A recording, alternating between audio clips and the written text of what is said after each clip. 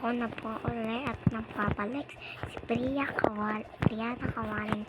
Ang aking kapatid po ay paus dahil po siya ay may opo at may lagnat po siya. Pati po siya gumamit ng cellphone pero sa akin lang po dahil po ang cellphone niya po ay basag.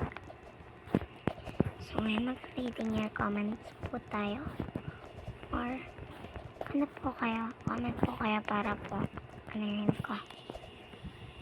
basahin ko. Comment lang po kayo sa YouTube. Sige po, bye.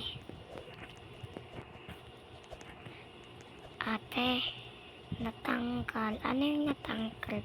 Hala, helmet pa naman. Kawawa ka. Takot ka niyan sa mama mo.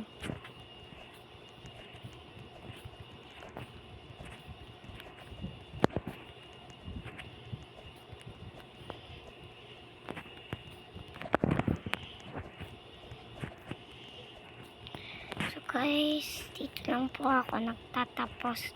So mamaya ko na po ako ulit magsisimula at bye-bye.